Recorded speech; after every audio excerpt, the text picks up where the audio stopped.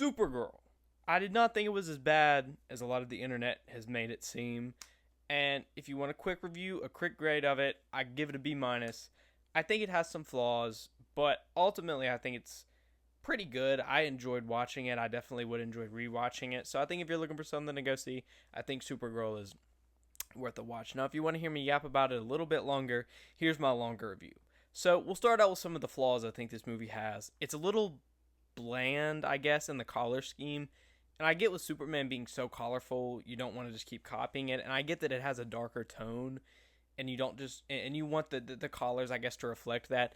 But I didn't feel like the collars reflected that. It was just a lot of gray, a lot of drab, a lot of boring CGI landscapes.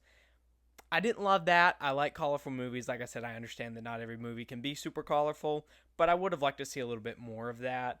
I thought Krim was like he's a solid villain. He was kind of scary in the movie, but I think he's kind of forgettable. I think of like Malekith in Thor: The Dark World.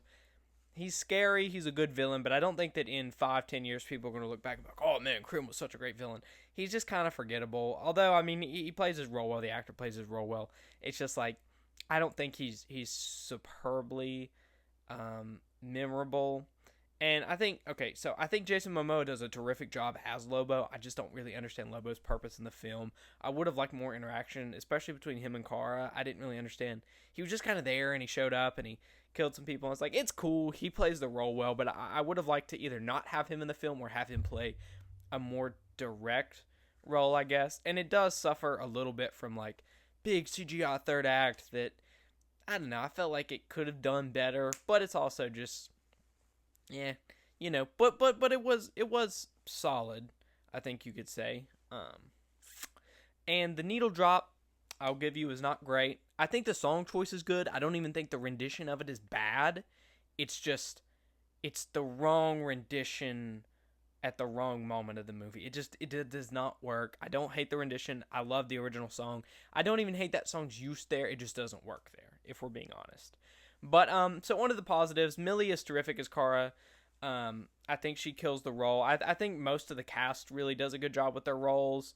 I do like that they give it a little bit of a darker tone that's not just Superman, and I like that it does feel a little bit distinct from James Gunn. I love James Gunn's directing, but you can't make a cinematic universe when every movie is basically the same idea. So I like that they kind of took a little bit of a different approach, and I really like that, spoiler alert if you haven't seen it, Kara does end up killing Krim at the end. I like that they establish her character as different, as a little bit darker of a character, and I really like that. And I love the Superman appearances. I think they kind of nail that line of not of having him somewhat involved in the events, but it not becoming Superman 1.5 and really giving Kara her own movie and really letting her shine. And like I said, Millie Alcock does a terrific job in the role. I think she is amazing. I also think that Eve Ridley as Ruthie was terrific. She played her role really well. I was a little worried it would be like boring kid, sidekick, same stuff, but she was kind of a badass, and I respected that. And she played a good role in the film's plot. And Crypto's adorable. Everybody loves Crypto. I mean, he didn't have as much screen time as I would have liked, but he's just so adorable. But all in all, I think the movie's good. I like the action sequences when we got them. I thought they were a little labored at points, but I did like that it wasn't just like... I keep thinking of Homelander just lasering everybody, and I understand that not every character is like that.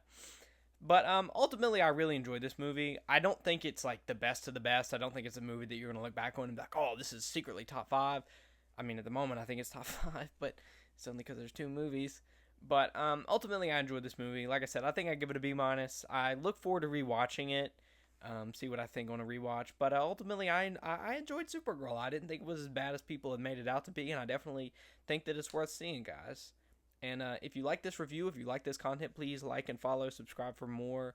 And yeah, back at it.